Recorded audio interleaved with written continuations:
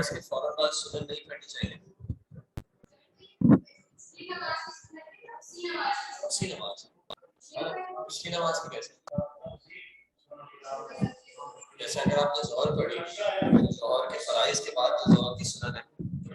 السلام علیکم ورحمۃ اللہ. ان کا سوال تھا کہ فرض کے فوراً بعد سنتیں نہیں پڑھنی چاہیے. یہ بات صحیح ہے. ایک اثر میں حدیث ہی کہلائے گی نا. عمر رضی اللہ عنہ جو ہے، ایک شخص جو ہے اللہ کے نبی صلی اللہ علیہ وسلم کے ٹائم پہ انہوں نے فرائض کے فوراً بعد وہ کھڑے ہو گئے سنن پڑھنے کے لیے، تو عمر رضی اللہ عنہ نے ان کو روک دیا اور کہا کہ اس عمل کی وجہ سے پچھلی امتوں کو ہلاک کیا گیا تھا. اور اس قول کی اللہ کے نبی صلی اللہ علیہ وسلم نے تائید کی اور ان کو کہا کہ آپ نے بالکل یعنی اصبت رائے کہ آپ بالکل صحیح معاملے تک پہنچے ہیں کہ فرض کے فوراً بعد سنتیں نہیں پڑھنی چاہیے. اللہ کے نبی صلی اللہ علیہ وسلم کی جو سنت تھی وہ یہ تھی کہ آپ فرائض کے بعد پہلے اذکار کرتے تھے، اور زیادہ آپ کا معمول یہ تھا کہ آپ سنن جو ہے وہ اس جگہ سے ہٹ کے عام طور پہ اپنے گھر میں یا کہیں اور جا کے پڑھتے تھے. لیکن اگر مجبوری ہو یا کوئی ایسا وہ ہو تو اسی جگہ پہ پڑھے جا سکتے ہیں، لیکن دونوں میں تھوڑا گیپ دینا چاہیے، اور کم از کم وہ گیپ جو ہے پھر وہ ذکر اذکار کا گیپ ہو. ٹھیک ہے، ایسا نہ ہو کہ بس سلام پھیرا اور پھر فوراً کھڑے ہو گئے سنتیں پڑھنے کے لیے. کم از کم کچھ گیپ ہو، اور کچھ گیپ جو ہے جی گیپ کے ساتھ جی آپ وہیں پہ بیٹھے ہیں، آپ نے ذکر اذکار کیے اور پھر آپ وہیں پہ پڑھ سکتے ہیں. بس اتنا جلدی وہ نہ کریں کہ بس سلام پھیرا اور پھر فوراً جو ہے وہ سنن پڑھنے کے لیے کھڑے ہو گئے. یہ نہیں کرنا چاہیے. فرض سے پہلے سنت پڑھ سکتے ہیں، جو سنتیں ہوں جیسے کہ ظہر کی ہے تو وہ پڑھ سکتے ہیں، اور اس میں کوئی اتنا مسئلہ نہیں ہے. بس فرض کے فوراً بعد جو ہے وہ اس میں تھوڑا توقف ہے، تھوڑا سا گیپ دیا جائے. جی الحمدللہ وحدہ والصلاۃ والسلام علی من لا نبی بعدہ اما بعد. جی ہم ٹاپک ہم نے ڈسکس کیا تھا عام کا. عام سے مراد کیا ہوتی ہے؟ عام اصطلاح میں عام سے کیا مراد ہوتی ہے؟ عموم کیا ہوتا ہے؟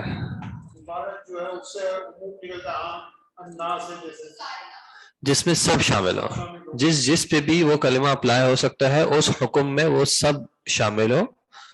اللفظ المستغرق لجمیع افرادہ بلا حصر. بلا حصر کا معنی کیا تھا؟ کوئی اس پہ بغیر اس میں کوئی لمٹ ہو، سب کے سب شامل ہو. جیسے کہ اگر کہا جائے کہ سارے اسٹوڈنٹس جو ہیں وہ کھانے پر مدعو ہیں، تو اس سے مراد کیا ہے کہ جو بھی اسٹوڈنٹ ہے اس سب کو دعوت. لفظ کی یا ایسے فریز کی جب ہم اس کے تمام افراد میں سے کچھ کو نکال دیں تو ہم کیا کہتے ہیں کہ ہم اس کی کیا کر رہے ہیں؟ تخصیص کر رہے ہیں. تخصیص یعنی کہ اخراج بعض افراد العامی، کہ عام کو خاص کیا جاتا ہے. عام کو خاص کرنے کا مطلب کیا ہے کہ عام کے حکم میں جب سب شامل تھے تو ان سب میں سے کچھ کو نکال دیا جائے تو اس کو ہم کہیں گے تخصیص کرنا. ٹھیک ہے، عام کے اپنے صیغے ہیں اور تخصیص کے اپنے طریقے ہیں.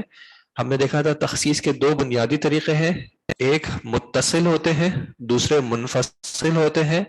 متصل کا معنی کیا ہوتا ہے؟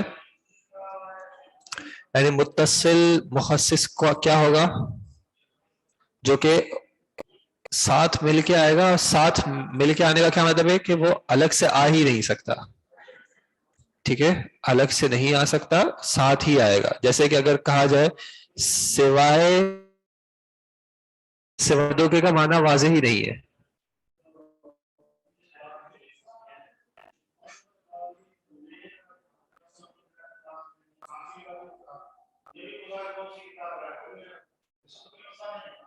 سوائے مردوں کے اس کا معنی واضح نہیں ہے، الا یہ کہ اس کے پہلے کچھ چیز بیان کی جائے.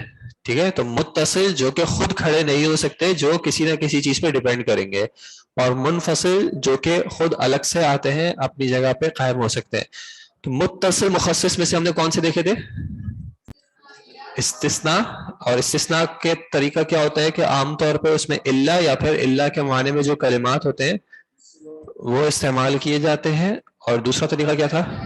شرط کے طور پہ بیان کیا جائے یا پھر صفت کے معنی میں، اور یہاں پہ میں نے آپ کو بتایا تھا کہ یہاں پہ صفت سے مراد نحوی صفت نہیں ہے بلکہ معنوی صفت، وہ صفت نعت کے طور پر بھی آ سکتی ہے، یعنی گرامر صفت کے طور پر بھی آ سکتی ہے، بدل کے طور پر بھی آ سکتا ہے،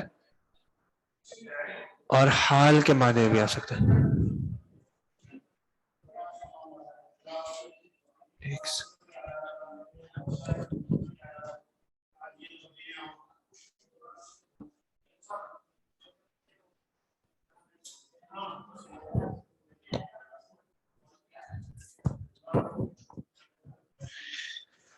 ٹھیک ہے، آج ہم نے دیکھنے ہیں اچھا ان کا ایک سوال ہے، نکرہ اور عام میں کیا فرق ہے؟ جی بات سنیں، دروازے کو بند کر رہے ہیں؟ دروازہ بند نہیں ہوگا؟ کیوں؟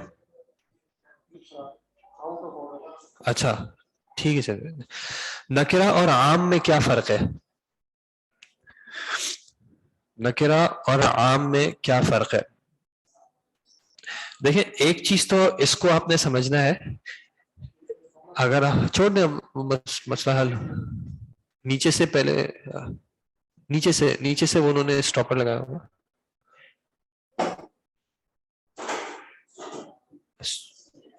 چھوڑ دیں۔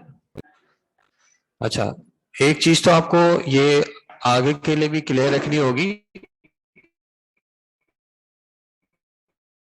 کہ اصطلاحاً جب بات کی جاتی ہے، یعنی اصطلاح ٹرمینالوجیز جو ہوتی ہیں، تو ٹرمینالوجیز جو ہے وہ صرف اپنے کانٹیکس میں سینس بناتی ہیں، اس ٹرمینالوجی کو اس کانٹیکس سے نکال دیں تو ہو سکتا ہے اس کا معنی بالکل مختلف ہو۔ تو جو بھی آپ سبجیکٹ پڑھ رہے ہوں گے اس کی اپنی ٹرمینالوجیز ہوں گی۔ اب ہو سکتا ہے مثال کے طور پہ جب ہم کہتے ہیں مرفوع، مرفوع کا کیا مطلب ہوتا ہے؟ اس کی فیلڈ کے حساب سے دیکھنا پڑے گا۔ اگر ہم گرامر میں نحو میں مرفوع کی بات کر رہے تو کیا مطلب ہوگا؟ اعرابی حالت، اسم یا فعل کی اعرابی حالت جو کہ حالت رفع میں ہوگی۔ اور اگر ہم اصول حدیث میں مرفوع بولیں گے تو پھر جس کو اللہ کے نبی صلی اللہ علیہ وسلم کی طرف رفع کیا گیا ہو، تو ورڈ ایک ہی ہے، اصطلاحی معنی جو ہے وہ ڈیپینڈ کرے گا کہ آپ کس کانٹیکس میں اس کو استعمال کر رہے ہیں۔ ٹھیک ہے جی، تو یہ ایک چیز ہم فرق کریں کہ نکرہ اور معرفہ جو ہے یہ کہاں کی اصطلاحات ہیں؟ یہ نحو اور صرف کی اصطلاحات ہیں، گرامر کی اصطلاحات ہیں۔ ٹھیک ہے کہ ایک کلمہ جو ہے وہ نکرہ ہے یا معرفہ ہے، پھر نکرہ کو پہچاننے کے اپنے قواعد ہیں، معرفہ کو پہچاننے کے اپنے قواعد ہیں۔ اور عام اور خاص کہاں کی اصطلاح ہے؟ یہ ابھی ہم دیکھ رہے ہیں اصول فقہ کی، کسی اور فن میں عام سے مراد کچھ اور بھی ہو سکتا ہے۔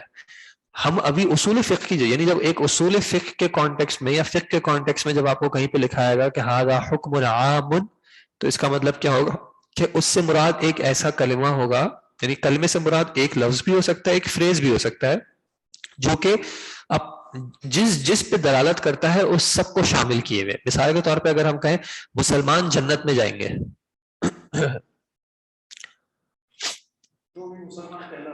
فی الجنتی یا المسلم فی الجنتی، ٹھیک ہے، یہ جو ورڈ ہے المسلم، یہ گرامر کے اعتبار سے کیسا ہے؟ معرفہ ہے نکرہ ہے؟ معرفہ ہے۔ لیکن اصول فقہ کے اعتبار سے کیا یہ ورڈ عام ہے یا خاص ہے؟ مسلمان تمام کے تمام جنت میں جائیں گے، ٹھیک ہے، یہ بات مسلمہ ہے۔ اب وہ الگ بات ہے کہ ڈائریکٹ جائیں گے یا کہیں سے گھومتے پھرتے جائیں گے، لیکن یہ ہے جنت میں جائیں گے۔ تو المسلم، جس شخص پہ مسلمان کا ورڈ اپلیکیبل ہے وہ شخص جنت میں جائے گا، یعنی اس پہ یہ حکم لاگو ہوگا۔ اب یہ معرفہ، اب یہ عام جو ہے ایک ورڈ کے اندر یا ایک فریز کے اندر عام کا معنی کیسے ڈالا جاتا ہے لینگویج میں، اس کے مختلف طریقے ہیں۔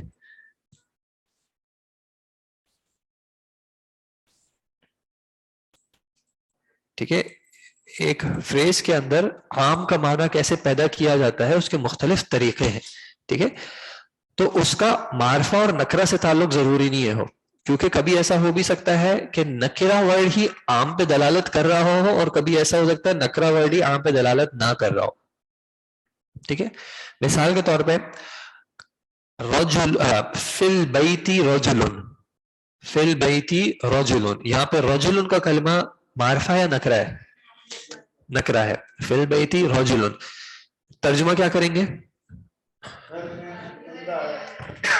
گھر میں ایک آدمی ہے.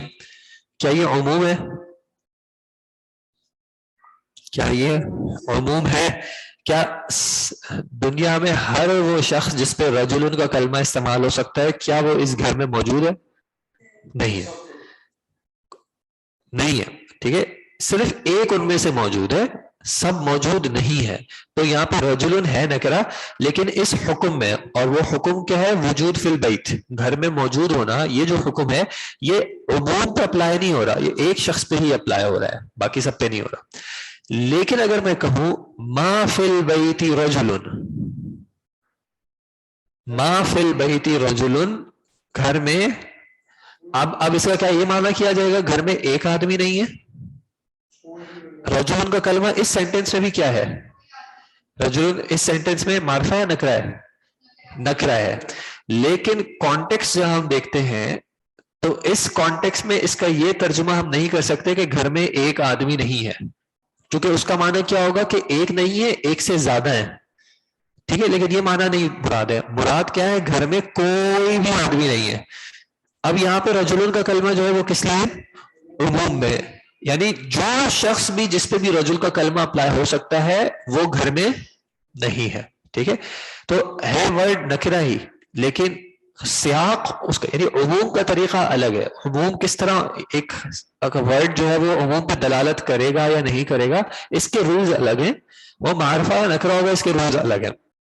ٹھیک ہے, جیسے یہ بات کہاں پہ آئی تھی کہ ما فی البیت رجل, کہ النکرہ فی سیاق النفی او فی سیاق النہی او فی سیاق الاستفہام, یہ او فی سیاق الشرط, یہ سب کیا ہے؟ یہ عموم پہ دلالت کرے گا.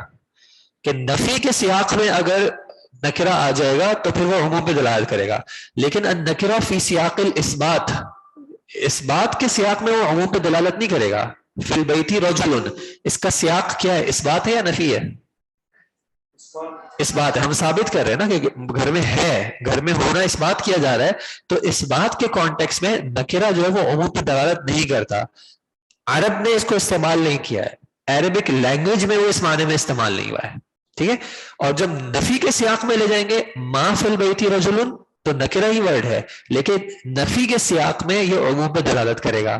یہ بھی کس نے بتایا؟ یہ بھی عرب نے بتایا. عرب نے اپنی زبان کو استعمال اس طرح کیا. ہم نے کس طرح کیا؟ اردو میں ہم دیکھتے ہیں گھر میں ایک آدمی ہے اور گھر میں کوئی آدمی نہیں ہے. کس طرح فرق کیا؟ یہ کوئی اور ایک کے معنی سے. اب یہ اردو میں اس طرح کرتے ہیں, دیر از اے مین ان دا ہاؤس, دیر از نو مین اور نو ون ان دا ہاؤس. یہ انگلش میں اس طرح کیا ہے.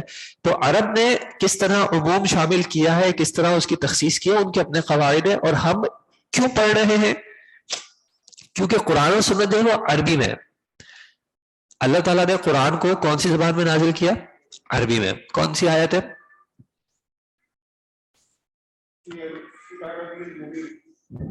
بلسان عربی مبین.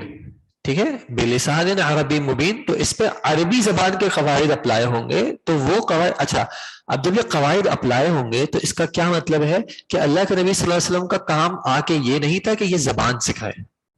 ٹھیک ہے, نبی صلی اللہ علیہ وسلم کا کام کیا تھا کہ اس زبان کے جو ایگزسٹنگ قواعد ہیں انہی کی بنیاد پہ لوگوں کو سمجھ میں آ جائیں گی یہ چیزیں. ہر جگہ پہ شریعت نے واضح نہیں کیا ہے.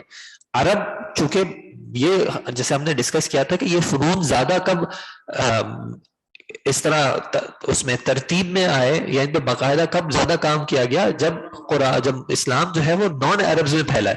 ان کو سمجھانے کے لیے کہ بھائی ہم کیوں ایک جگہ پہ عموم مراد لے رہے ہیں, کیونکہ عرب کے ہاں یہ قاعدہ ہے, عربی زبان میں یہ قاعدہ ہے عموم پہ دلالت کرنے کے لیے یا تخصیص کرنے کے لیے یا مطلق پہ دلالت کرنے کے لیے یا امر پہ دلالت کرنے کے لیے یا وجوب پہ دلالت کرنے کے لیے. ان کو سمجھانے کے لیے یہ قواعد وضع کیے گئے. جو عرب تھے ان کو پتا تھا, یعنی جیسے آپ کیسے کہتے ہیں کلاس میں کوئی کرسی نہیں ہے, اب اردو جو سمجھتا ہے اس کو سمجھ میں آ گیا کہ آپ کی مراد ہے کوئی بھی کرسی نہیں ہے, 1 2 10 کوئی بھی نہیں ہے. اردو والے کو پتا ہے اگر کوئی کتاب اردو میں لکھی ہوگی تو وہاں پہ اردو کے قواعد آئیں گے, جب عربی میں کوئی کتاب ہے تو عربی کے قواعد آئیں گے. تو یہ قواعد, اب جو میری بات تھی کہ عام اور نکرہ کو آپ کنفیوز اس وجہ سے نہ کریں کیونکہ دونوں الگ الگ جگہوں کی اصطلاحات ہیں. نکرہ اور معرفہ جو ہے وہ گرامر کے اعتبار سے اصطلاح ہے, اور عام اور خاص جو ہے وہ ابھی ہمارے کانٹیکس میں اصول فقہ کے اعتبار سے. ہو سکتا ہے کسی اور سبجیکٹ میں عام اور خاص کا معنی الگ ہو. اسی لیے آگے ابھی جو مطلق اور مقید کی اصطلاح ہے, معنی میں ایسا لگتا ہے کہ مقید اور مخصص ایک معنی میں ہیں تو ہو سکتے ہوں، لیکن اصطلاح کے اعتبار سے دونوں کو الگ الگ استعمال کیا گیا ہے. ٹھیک ہے، مثال کے طور پہ لمبے کا اپوزٹ کیا ہوتا ہے؟ چھوٹا.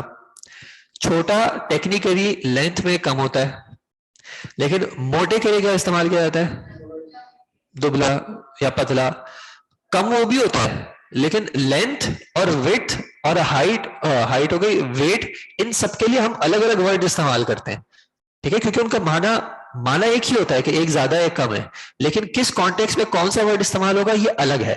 ہم اردو بولتے ہیں ہمیں اردو کی چیزیں پتہ ہیں، جو انگلش بولتے ہیں وہ انگلش چیزیں پتہ ہیں، عربی کی ہمیں پتہ کرنی ہے تاکہ ہم قرآن و سنت سے اس معنی کو اس مراد میں لے سکیں.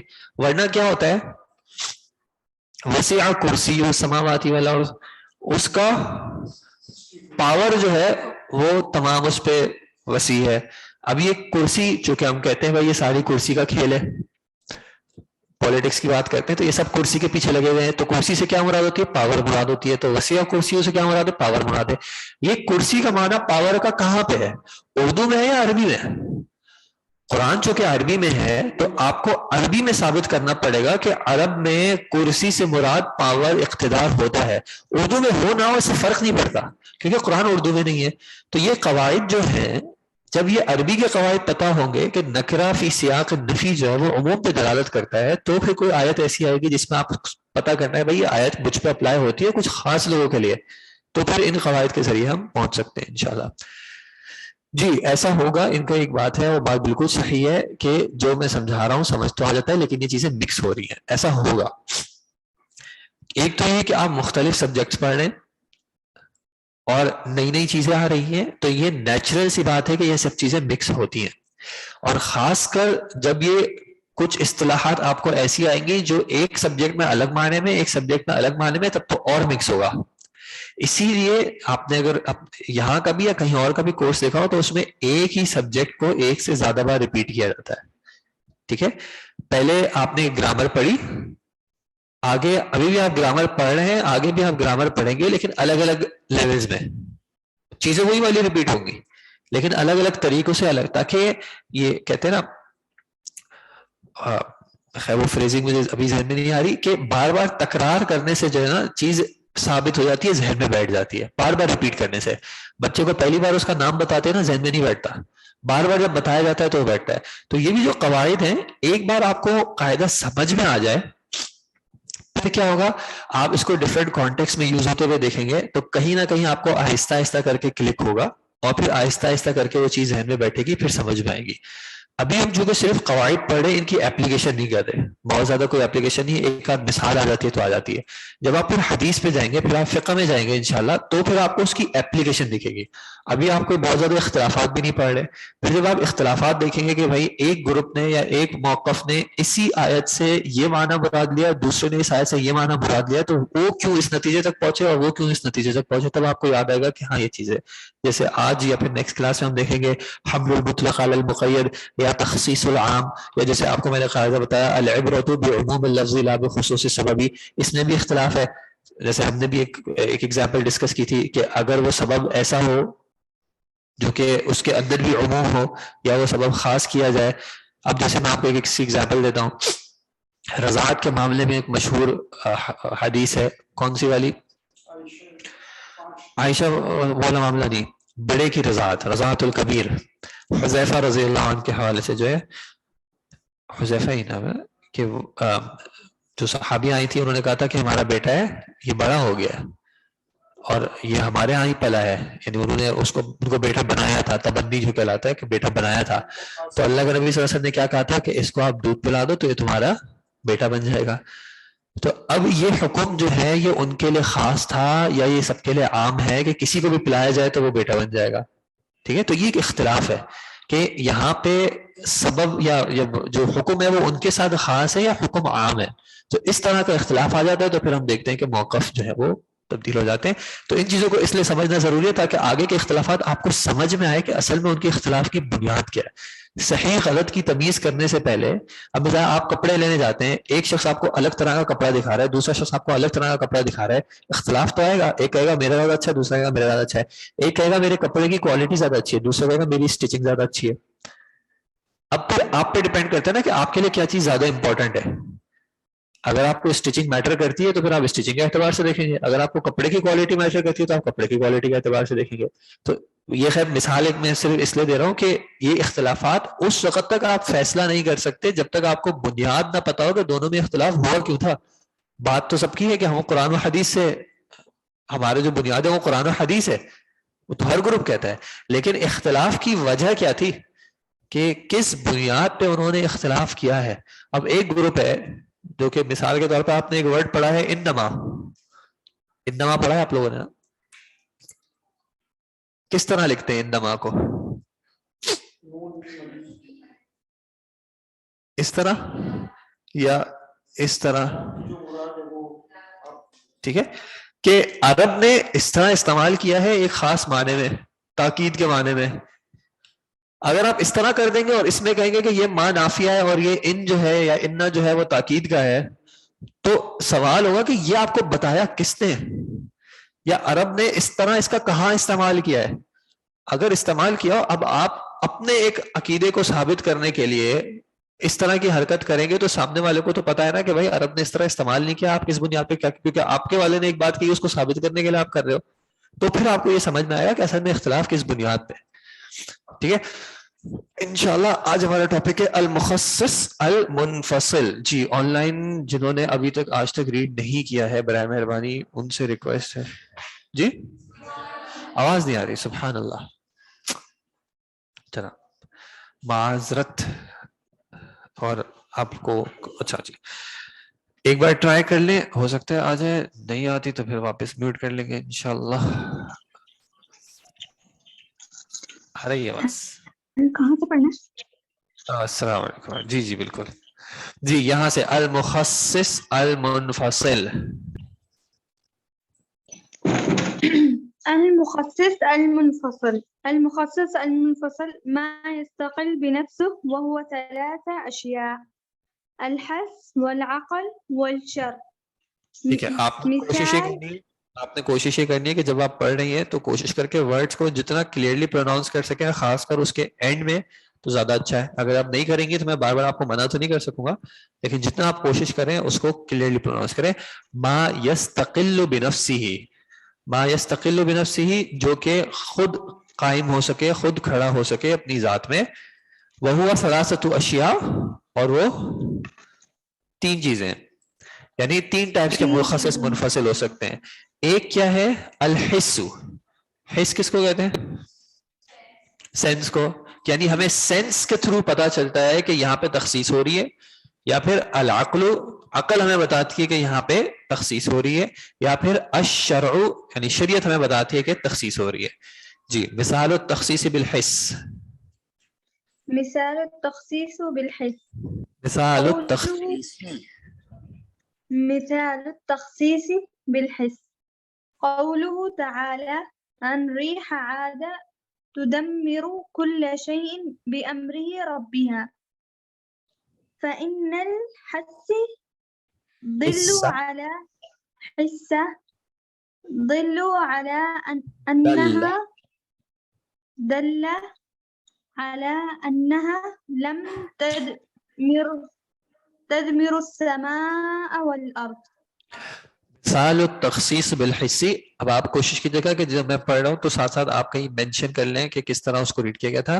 مثال التخصیص بالحسی کہ حس کے ذریعے تخصیص کرنے کی مثال کیا ہے؟ قوله تعالی عن ریح عاد, عاد جو قوم عاد تھی ان کی طرف جو ریح, ریح مانا ہوا, جو ان کی طرف ہوا بھیجی گئی تھی, اللہ تعالیٰ نے اس کے بارے میں کیا کہا؟ تدمر کل شیء بامر ربها. دمر یدمر, تدمیر کا معنی تباہ کر دینا. تو وہ تباہ کر دیتی تھی کس چیز کو, یا اس نے تباہ کر دیا کس چیز کو؟ کل شیء. یہ کل شیء کس چیز پہ دلالت کر رہا ہے؟ عموم پہ, کیونکہ کل کا کلمہ مادے کے اعتبار سے عموم پہ دلالت کرتا ہے, ہر چیز کو تباہ کر دیتی ہے.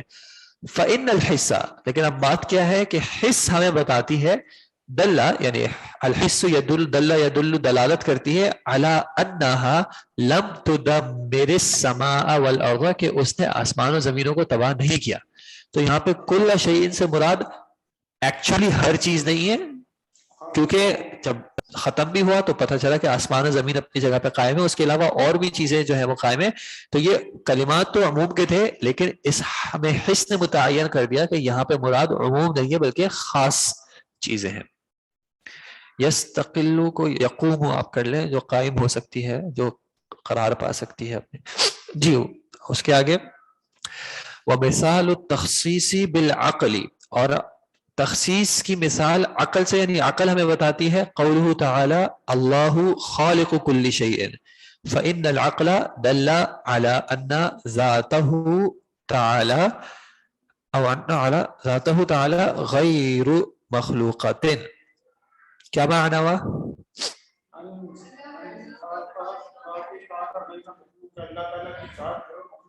اللہ خالق کل شیء. اب کل میں کیا معنی ہے؟ کل شیء اگین یہ عموم پہ دلالت کرتا ہے کہ اللہ ہر چیز کو دلالت کرنے والا ہے. اچھا اب اس چیز کی کیا دلیل ہوگی کہ شیء ان میں اللہ تعالیٰ کی ذات بھی شامل ہے؟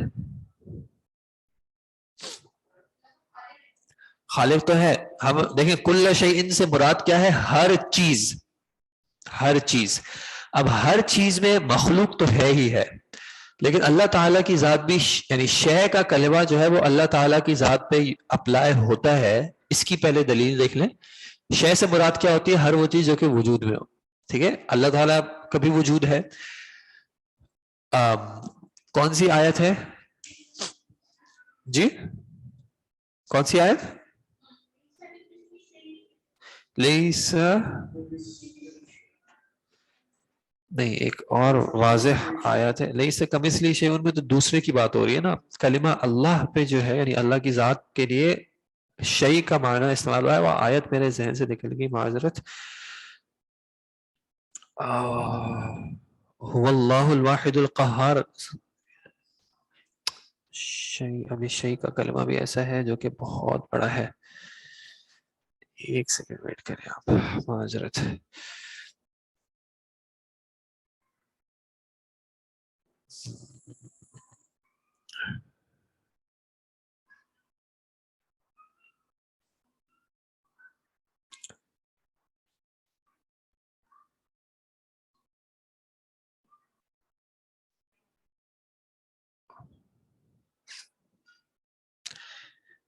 اچھا جی، آیت ہے قل ای شیء اکبر شہادہ. یہ آیت ہے سورہ انعام کی، آیت نمبر 19. قل ای شیء اکبر شہادہ، تو قل اللہ، کہ کون سی چیز جو ہے وہ زیادہ بڑی ہے شہادت میں؟ قل اللہ، اللہ. تو یہاں پہ شیء کے جواب میں کیا کہا اللہ تعالیٰ نے؟ کہ جواب میں اللہ، یعنی اللہ تعالیٰ نے شیء کے کلمے میں مراد یہ لیا کہ اللہ تعالیٰ اس میں شامل ہے. ٹھیک ہے، کیونکہ شیء ہر اس چیز پہ دلالت کرتی ہے جس کا وجود ہو، اور اللہ تعالیٰ کا وجود ہے. تو یہاں پہ اللہ خالق کل شیء سے معنی کیا ہونا چاہیے تھا؟ کہ ہر وہ چیز جس پہ شے کا استعمال ہو سکتا ہے، شے کا اطلاق ہو سکتا ہے، وہ اللہ تعالیٰ اس کا خالق ہے. لیکن ہمیں عقل کیا بتاتی ہے؟ کہ اللہ تعالیٰ اپنی ذات کا خالق نہیں ہے معاذ اللہ. ٹھیک ہے، کیوں؟ کیونکہ یہ آپ نے دلائل اسلام میں زیادہ اچھا پڑھا ہے کہ یہ پھر جو ہے یہ آرگومنٹ جو ہے وہ ایک سرکولر آرگومنٹ بن جائے گا کہ اگر اللہ ہر شے کا خالق ہے، یعنی ایک انسان کی اس میں بات کر لیتے ہیں کہ اگر کہ اگر انسان نے کسی شے کو، ہر شے کو تخلیق کیا، تو انسان کو بھی کسی نے پھر، یعنی انسان بھی اس حکم میں شامل ہے کہ ہر شے مخلوق ہے. اگر میں بھی شے ہوں تو میں بھی مخلوق ہوں، جب میں مخلوق ہوں تو میرا بھی کوئی خالق ہوگا. اگر اس خالق نے ہر شے کو تخلیق کیا ہے تو وہ خالق بھی شے میں سے ہے پھر، اینڈ وہ عقل ہمیں یہ بات بتاتی ہے کہ اس حکم میں اللہ تعالیٰ کی ذات شامل نہیں ہے، کیونکہ اللہ تعالیٰ جو ہے وہ خالق ہے، غیر مخلوق ہے. اور اسی طرح اس کی صفات اور اس کا کلام بھی جو ہے وہ اس حکم میں شامل نہیں ہے، کیونکہ عقل اس چیز کا تقاضا کرتی ہے. تو کہیں پہ حس ہمیں بتا سکتی ہے، نہیں حس کا مطلب کیا ہے؟ کہ وہ انسان کا مشاہدہ ہے. اللہ تعالیٰ کی ذات کے حوالے سے ہم حس کیوں نہیں کہہ سکتے؟ کیونکہ اللہ تعالیٰ کو ہم نے حسی طور پہ مشاہدہ، یعنی نہ ہم نے معائنہ کیا، نہ عین سے دیکھا ہے، نہ سماع کیا ہے، عام انسانوں نے، انبیاء کی بات الگ ہے، نہ ہم نے نظر سے دیکھا ہے، نہ ہم نے سونگا ہے وغیرہ، تو اس وجہ ہماری عقل اس چیز کا تقاضا کرتی ہے کہ اللہ خالق کل شیء میں، کل شیء میں اللہ تعالیٰ کی ذات مراد نہیں ہے. جی ہر وہ چیز جس کا وجود ہو اس کو شیء کے معنی میں استعمال کیا جا سکتا ہے. جی وَأَمَّا، اچھا اس پیراگراف کو چھوڑ دیں، شیخ صاحب نے ایک یہ تھوڑا سا لفظی اختلاف ہے، اس کو ہم چھوڑ دیتے ہیں. وَأَمَّا التَّخْصِيصُ بِالشَّرْعِ، یہ مل گیا آپ کو، اسی ایک پیراگراف کے بعد ہے وَأَمَّا التَّخْصِيصُ بِالشَّرْعِ، تخصیص شریعت کے ذریعے وہ کیسے ہوتی ہے؟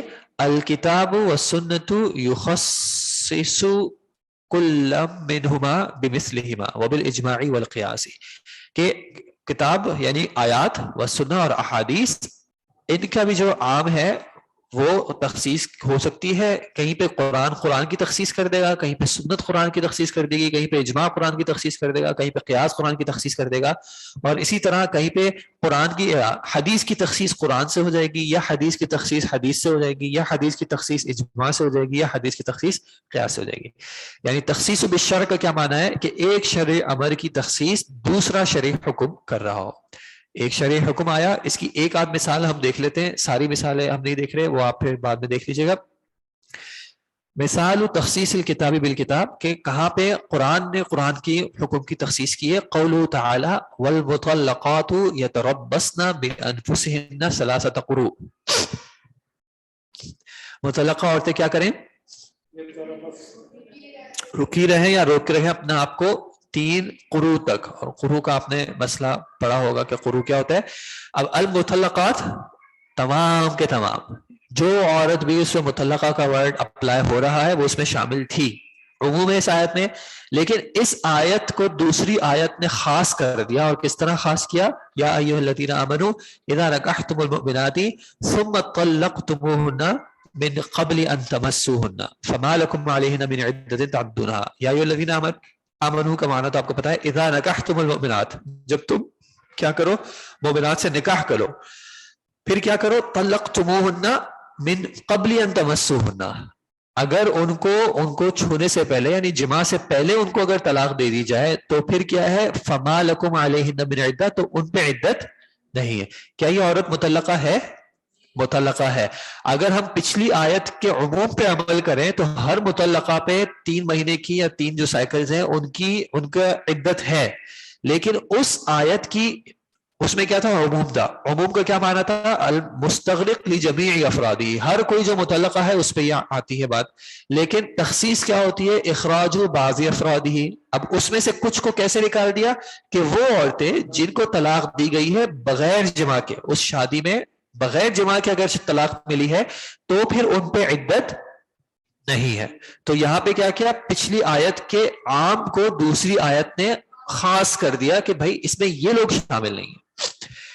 اسی طرح قرآن کی آیت کیا ہے میراث میں؟ یوصیکم اللہ فی اولادکم، اللہ تعالیٰ تمہیں وصیت کرتا ہے تمہاری اولادوں میں، للذکری مثل حظ الانثیین، کہ مرد کے لیے 2 عورتوں کے برابر کا حصہ ہے. اچھا اب یہاں پہ اولادکم، اللہ تعالیٰ تمہیں وصیت کرتا ہے تمہاری اولاد میں، یعنی ہر اولاد جو ہے وہ وصیت لے سکتی ہے. لیکن اس کی تخصیص اللہ کے نبی صلی اللہ علیہ وسلم نے کیا کہہ دی؟ لا یرث المسلم الکافر ولا الکافر المسلم، کہ اگر باپ مسلمان ہو بیٹا کافر ہو، یا باپ کافر ہو بیٹا مسلمان ہو، تو پھر اولاد وارث نہیں بنے گی. آیت میں کیا تھا؟ اولاد عموم، ساری اولاد جو ہے وہ وارث بنے گی. لیکن حدیث نے اس کو خاص کر دیا کہ اگر اولاد اور والد میں دین کا فرق ہو تو پھر اولاد جو ہے وہ وارث نہیں بنے گی. تو اس عام حکم کی حدیث نے تخصیص کر دی. ٹھیک ہے جی، تو یہ تخصیص ہو رہی ہے شرع سے. ٹھیک ہے، اور پھر آپ آگے مثالیں دیکھ لیجئے گا اجماع سے اور قیاس وغیرہ سے.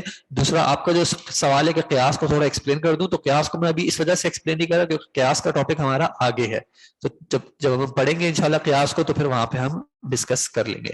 ٹھیک ہے، تو سمری کیا ہے کہ ایک کلمہ جو ہے وہ اپنے اندر تمام کے تمام کو شامل کر رہا ہے، اس کو ہم کہتے ہیں عام. اس کلمے میں عموم ہے. عموم کے کچھ صیغے ہیں کہ کس طرح ہمیں پتہ چلتا ہے کہ عربی زبان میں، عربی لغت میں جب ایک کانٹیکس میں ایک چیز کہی جاتی ہے تو اس سے مراد تمام کے تمام اس میں شامل ہوتے ہیں. پھر اس تمام میں سے کچھ کو نکال دینا اس کی تخصیص کہلاتا ہے, اور تخصیص کے پھر اپنے ادلہ ہیں یا تخصیص کے اپنے طریقے ہیں کہ کس طرح تخصیص کی جاتی ہے. کبھی ہو سکتا ہے تخصیص اس حکم سے یعنی اس عموم کے ساتھ مل کے آ جائے, کہیں اس میں سے استثناء کر دیا یا اس کی کوئی یعنی اس کی صفت بیان کر دی تاکہ وہ خاص ہو گیا, یا پھر ہو سکتا ہے کہ ایک منفصل ہو, کوئی دوسری چیز جو ہے یا الگ سے جو ہے وہ ہمیں بتا رہی ہو کہ اس حکم کو خاص کیا جائے. تخصیص حصی طور پہ ہو سکتی ہے. مثال کے طور پہ میں آپ کو کہوں کہ آج آپ کو میں کہوں مثال کے طور پہ آج کوئی اسٹوڈنٹ نہیں آیا, اب آپ تو موجود ہیں, تو میری مراد کیا ہے آپ کے علاوہ کوئی بھی اسٹوڈنٹ نہیں آیا, تو یہاں پہ حص سے آپ کو پتا چل جائے گا. یا پھر ہو سکتا ہے عقل اس چیز کا تقاضا کرے, ٹھیک ہے, یا پھر ہو سکتا ہے کہ شرع جو ہے وہ تقاضا یعنی شریعت کا ایک حکم دوسرے حکم کی تخصیص کر دے. اب وہ حکم جو بھی شریعت کی سورسز ہیں, چونکہ ہم وہ سورسز کا ٹاپک آگے پڑھیں گے قرآن سنت اجماع قیاس وغیرہ, تو وہاں پہ زیادہ ڈسکس کریں گے, لیکن کوئی بھی شریعت کی جو سورس ہے جہاں سے شریعت کا حکم لیا جاتا ہے, شریعت کی دوسری جو حکم ہے وہ اس چیز کی تخصیص کر دے, یہ بھی ممکن ہے. ٹھیک ہے جی. اب آ جائیں المطلق والمقید پہ. اچھا, بیچ کی جو چیزیں میں نے چھوڑی ہیں ابھی وہ زیادہ تر ایگزامپلز ہیں. اب وہ ایگزامپلز میں ایک ایشو صرف یہ کہ اس میں کہیں کچھ فقہی اختلافات وغیرہ ہیں, تو اس سے میں نہیں جا رہا. آپ چاہیں تو کتاب میں پڑھ لیجیے گا, آسان سی چیزیں ہیں, انشاءاللہ کلیئر ہو جائے گی. جی آن لائن اگر کوئی اور ریڈ کرنا چاہیں المطلق والمقید. مطہر آپ نے شاید پہلے ریڈ کیا, میری ریکویسٹ ہوگی انہوں نے جنہوں نے اب تک اس کلاس میں ریڈ نہیں کیا ہے اگر آج وہ ریڈ کر لیں پلیز, جزاکم اللہ خیرن.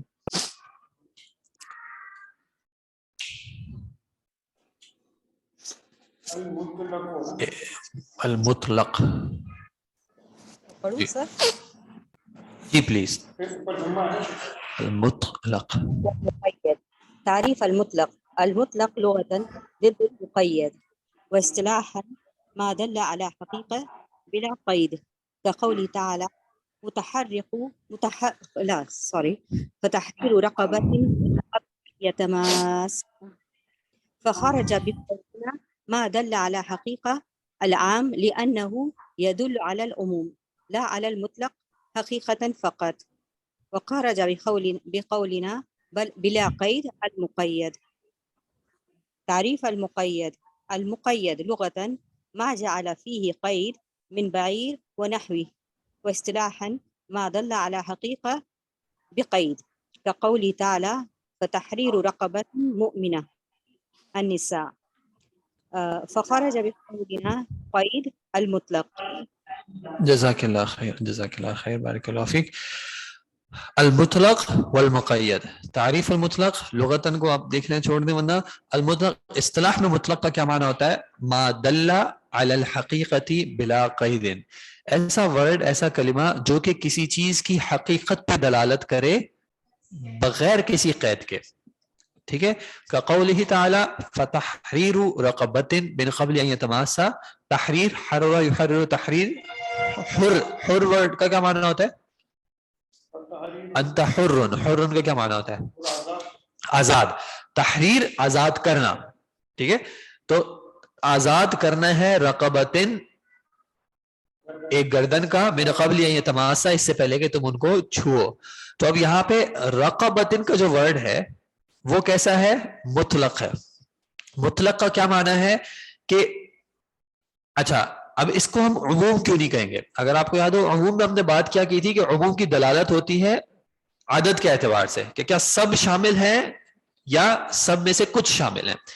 مطلق اور مقید میں ہم اس کی بات نہیں کریں گے کہ سب شامل ہیں یا سب نہیں شامل ہیں. جب سب شامل ہوں گے یا نہیں ہوں گے تو پھر ہمارا ٹاپک ہوگا عام اور خاص کا. مطلق اور مقید کا معنی کیا ہے کہ یہ ورڈ اپنی حقیقت پہ بغیر قید کے دلالت کر رہا ہے یا قید کے ساتھ دلالت کر رہا ہے. رقبہ سے مراد کیا ہوتی ہے؟ رقبہ سے مراد ہوتی ہے عربی زبان میں غلام. ٹھیک ہے, رقبہ کا ورڈ یہاں پہ بغیر قید کے آیا ہے, تو جب تک ایک ذات پہ رقبہ کا ورڈ اپلائی ہو سکتا ہے وہ اس حکم میں شامل ہے, لیکن سب کے سب شامل ہیں نہیں, یہاں پہ سب کے سب شامل نہیں ہے. اگر کسی شخص نے زہار کیا تو اس کو زہار کا کفارہ کیا دینا ہے؟ کتنی گردنیں آزاد کرنا ہے؟ ایک گردن آزاد کرنا ہے. ایک گردن ہے, اس کے مطلب ہم عام اور خاص کی بات نہیں کر رہے, اب ایک گردن کی بات ہے. اب وہ ایک گردن مطلق ہے, یعنی کہ جب 6 لوگ ہیں، 6 غلام ہیں، ان میں سے کسی ایک کو بھی اگر آزاد کر دے گا تو حکم ہو جائے گا، یعنی حکم پہ عمل ہو جائے گا. کیوں؟ کیونکہ ان 6 میں سے کوئی قید نہیں بیان کی کہ کیسی گردن ہو. اگر کہا جاتا رقبتن طویلتن تو پھر کیا ہو جاتا؟ سب کو ناپا جاتا، جو طویل ہوتا اس کو آزاد کرنا ہوتا. اگر کہا جاتا رقبتن سمینتن جو ہیلدی ہو تو پھر ہیلدی بھی قید لگ جاتی. یہاں پہ کیا کیا ایز لانگ ایز وہ رقبہ ہے، آپ نے ایک کو آزاد کر دیا، آپ نے حکم پہ عمل کر دیا.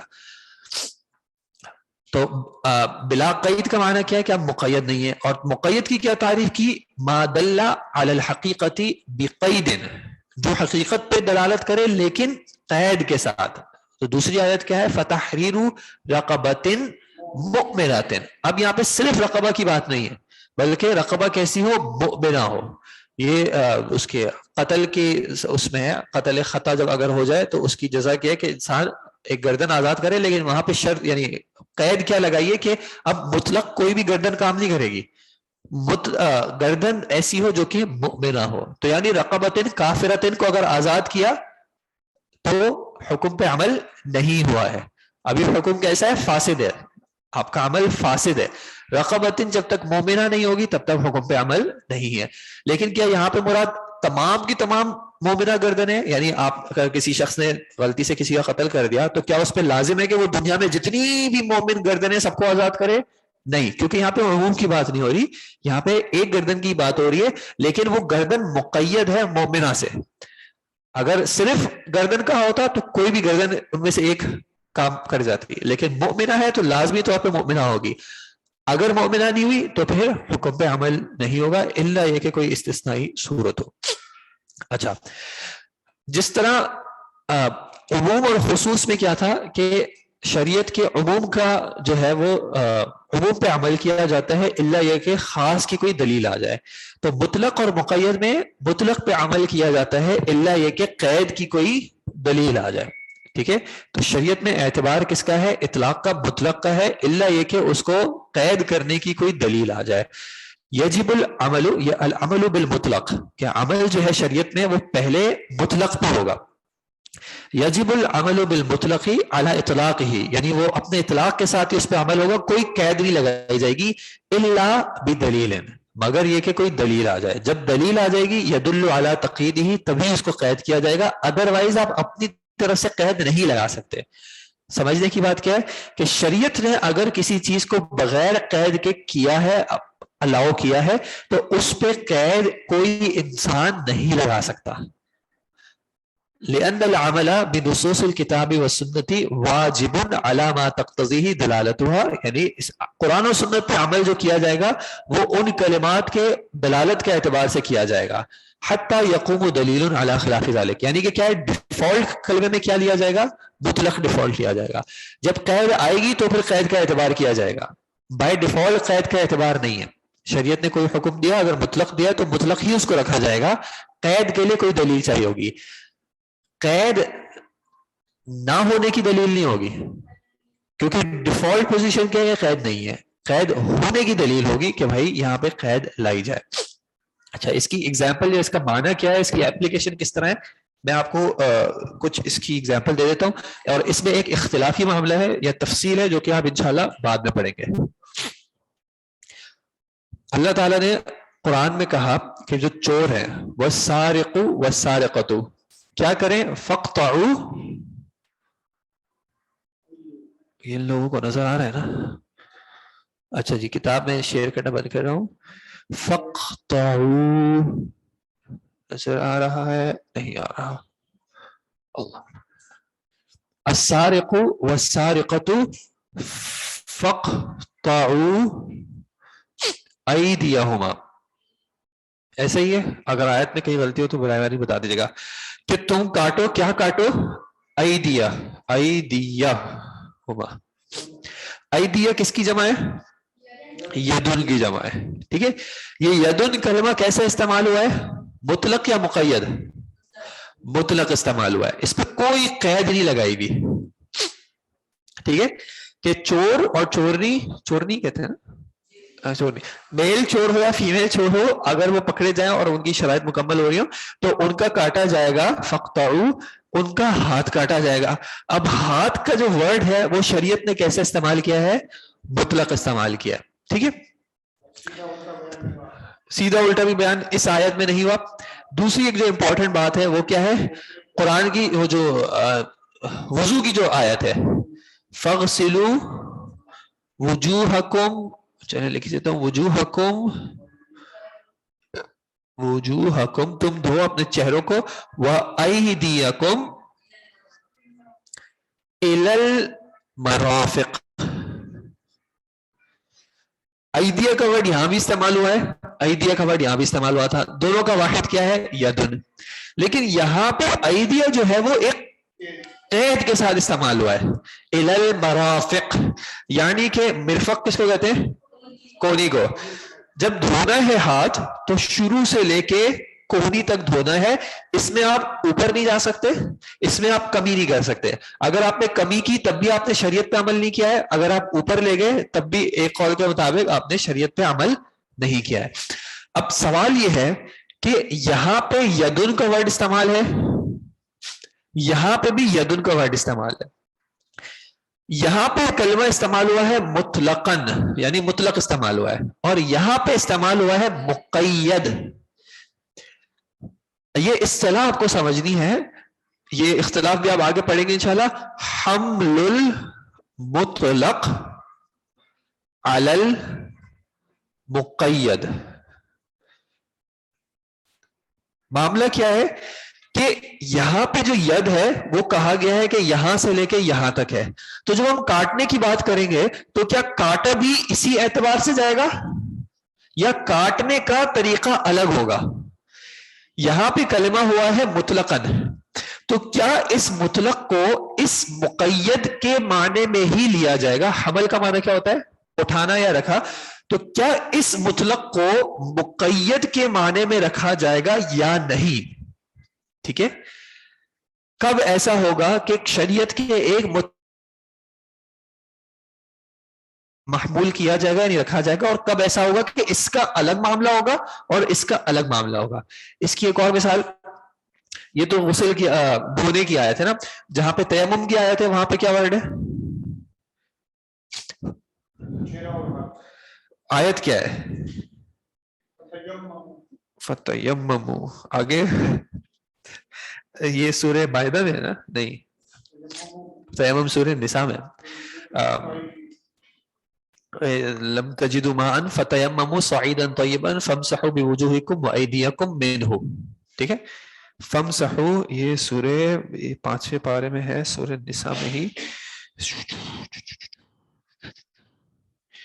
سورہ نساء کی کون سی آیت بنتی ہے؟ سورہ نساء کی آیت بنتی ہے 43. وہاں پہ کیا کہا کہ وَإِن كُنتُم مَرْضَىٰ عَلَىٰ سَفَرٍ أَوْ جَاءَ أَحَدٌ مِنكُمْ مِنَ الْغَائِطِ أَوْ لَامَسْتُمُ النِّسَاءَ فَلَمْ تَجِدُوا مَاءً, کہ تمہیں پانی نہ ملے تو پھر کیا کرو؟ فَتَيَمَّمُوا صَعِيدًا طَيِّبًا کے کلمات میں بیچ میں ہٹا رہا ہوں. فَامْسَحُوا, پھر کیا کرو؟ فَامْسَحُوا بِوُجُوهِكُمْ وَأَيْدِيَكُمْ.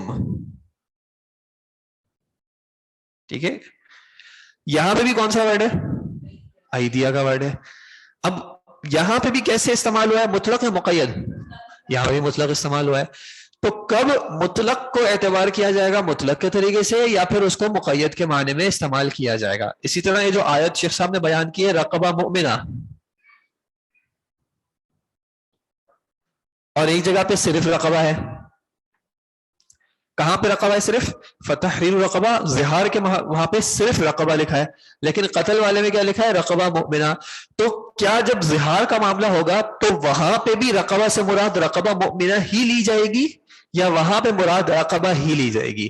یہ جو معاملہ ہے یہ کہلاتا ہے حمل المطلق علی المقید, کہ کیا مطلق کو مقید کے معنی پہ لیا جائے گا یا مطلق کو اپنے مطلق پہ اطلاق پہ لیا جائے گا اور مقید کو اپنی قید کے ساتھ لیا جائے گا. ٹھیک ہے, اس اختلاف کی تفصیل میں نہیں جا رہا ابھی, ہمیں زیادہ اتنی اس میں جانا بھی نہیں ہے. یہ صرف آپ کو سمجھ میں اس طرح آنا چاہیے کہ کہیں پہ اگر آپ کو کہا جائے کہ یہاں پہ مطلق کو اس کے مقید پہ محمول کیا جا رہا ہے تو آپ کو سمجھ میں آ جائے. میں اس کے کرائٹیریا آپ کو بتا دیتا ہوں, لیکن یہ کرائٹیریا ویسے پارٹ آف سلیبس ہم نہیں رکھ رہے اس کو. میں آپ کو ایک ایگزامپل دیتا ہوں. اللہ تعالیٰ نے کہا حرمت علیکم المیتۃ والدم.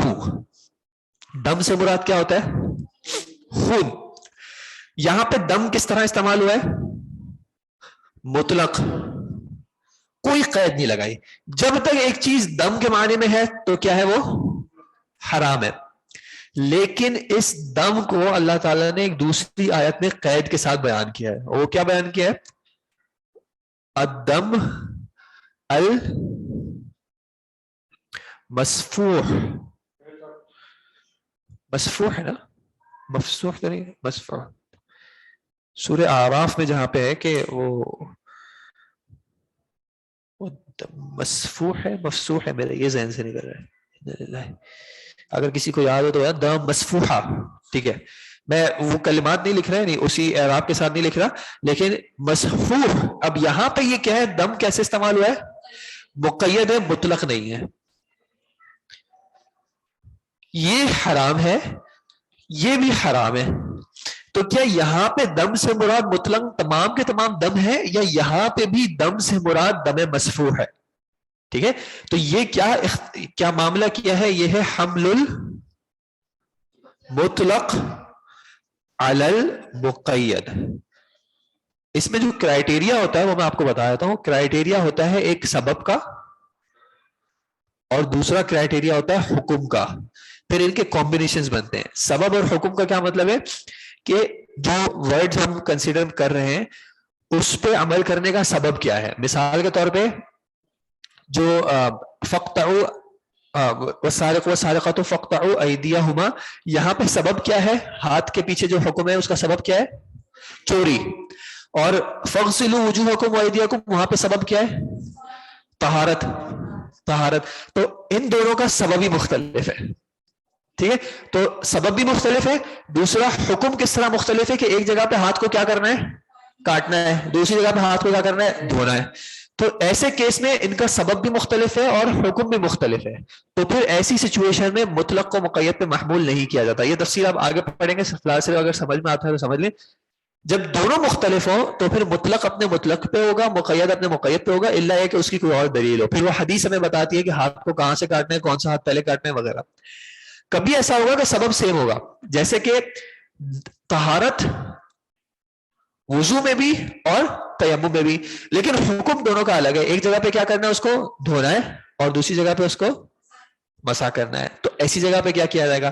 کبھی ایسا ہوگا کہ سبب بھی مختلف ہوگا اور حکم بھی مختلف ہوگا. تو یہ ان دونوں کرائٹیرین کی بنیادوں پہ پھر یہ ڈٹرمن کیا جاتا ہے کہ مطلق کو مقید پہ محمول کیا جائے, یعنی مطلق کو مقید کے معنی میں ہی لیا جائے یا پھر اس کو ایک ساتھ ہی لیا جائے. اور یہ تھوڑی سی یہ تفصیل جو ہے وہ شیخ صاحب نے ویسے بیان کی ہے کتاب میں, لیکن شیخ صاحب کے موقف جو ہے وہ تھوڑا سا حنبلی فقہ کے مطابق ہے. اس میں خیر میں نے آپ کو بتایا کہ تفصیل جاننا زیادہ امپورٹنٹ ہے, تو صرف اتنے اس کو چھوٹے سے سمرائز کر کے اس کو کرنا وہ جسٹیفیکیشن نہیں ہوگی. تو اس لیے میں نے آپ کو صرف کانسیپٹ بتا دیا ہے کہ مطلق کو مقید کے معنی میں لانے کا مطلب کیا ہوتا ہے. پھر آپ جب بھی انشاءاللہ جہاں پڑھیں گے تو وہاں پہ آپ اس اعتبار سے, ویسے اگلے جو آپ کا سال میں انشاءاللہ اصول فقہ کا ٹاپک آئے گا اس میں آپ یہ تفصیل سے اختلاف پڑھیں گے تو وہاں پہ اور کلیئر ہو جائے گا. فی الحال ہمارا جو ڈسکشن تھا, پوائنٹ آف ڈسکشن تھا, وہ کیا تھا کہ مطلق سے مراد کیا ہوتی ہے کہ لفظ جو ہے وہ اپنی حقیقت پہ دلالت کرے بغیر قید کے. جب ہم نے کہا کرسی, تو کرسی کا ورڈ اپنی ایک حقیقت پہ دلالت کرتا ہے. ٹھیک ہے, جو بھی چیز کرسی والی ہے. اب وہ رنگ اس کا بلو بھی ہو سکتا ہے, بلیک بھی ہو سکتا ہے, چھوٹی بھی ہو سکتی ہے, بڑی بھی ہو سکتی ہے, پلاسٹک کی ہو سکتی ہے, میٹل کی بھی ہو سکتی ہے, کسی بھی طرح کی بھی. جب تک وہ کرسی ہے تب تک یہ معاملہ اس پہ اپلائی ہو رہا ہے. کبھی ایسا ہوگا کہ اس کے اوپر کوئی قید لگا دی جائے گی تو پھر وہ کلمہ کیا ہو جائے گا؟ مقید. اگر ہم نے کہہ دیا چھوٹی کرسی, تو اب اس پہ کرسی پہ قید لگ گئی ہے کہ وہ چھوٹی ہونا ضروری ہے, بڑی کرسی نہیں چلے گی. یا آپ نے کہہ دیا پلاسٹک کی کرسی, تو اب آپ نے اس کرسی پہ قید لگا دی ہے. تو شریعت میں کبھی کلمات مطلقاً استعمال ہوتے ہیں اور کبھی مقید قید کے ساتھ استعمال ہوتے ہیں. تو وہ پھر انشاءاللہ آگے آپ لوگ آئیڈینٹیفائی کر لیں گے.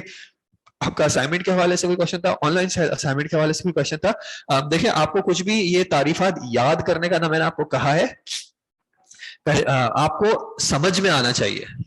اگر آپ کو سمجھ میں آ رہا ہے کہ اس میں کیا لکھا ہوا ہے تو پھر آپ بتا سکتے ہیں, اس کا جواب بھی آپ بتا سکتے ہیں. اور اسائنمنٹ ویسے بہتر تو یہی ہے کہ آپ بغیر دیکھے کریں, لیکن اسائنمنٹ کے طور پہ آپ اس کو جو ہے کتاب کے اعتبار سے بھی آپ چاہیں تو اس سے ہیلپ لے سکتے ہیں. زیادہ بہتر یہی ہے کہ آپ اپنے آپ کو ایویلویٹ کرنے کے لیے کتاب کے بغیر دیکھیں. بعیر کا جو ورڈ آپ نے پوچھا ہے وہ اونٹ کے معنی میں آتا ہے, ٹھیک ہے. وہ میں نے اس کو اس عبارت کو میں نے پڑھا نہیں, اس وجہ سے میں نے اس کا ترجمہ نہیں کیا ہے, کیونکہ یہ لغتاً معنی جو ہے فی الحال ہم اس کی زیادہ ڈیٹیل میں نہیں جا رہے. لیکن بعیر آپ نے ورڈ پوچھا ہے, اس کا معنی اونٹ کا ہوتا ہے, جمل جو ورڈ یوز ہوتا ہے.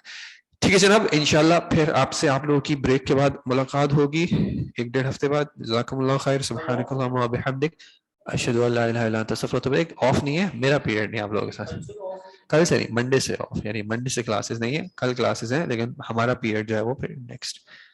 جی میں نے دیکھ لیا ہے, مجھے پتا ہے وہ مقید کی تعریف میں لکھا ہوا ہے ما جعل فی قید من بعیر او ونحوہ, لیکن میں نے آپ کو کہا کہ اس لغتاً تعریف کو میں نے ڈسکس نہیں کیا, میں نے صرف اصطلاحاً کوئی ڈسکس کیا, اس وجہ سے میں نے بعیر کا ترجمہ نہیں کیا. جزاکم اللہ خیر. السلام علیکم ورحمۃ اللہ وبرکاتہ. وإياكم.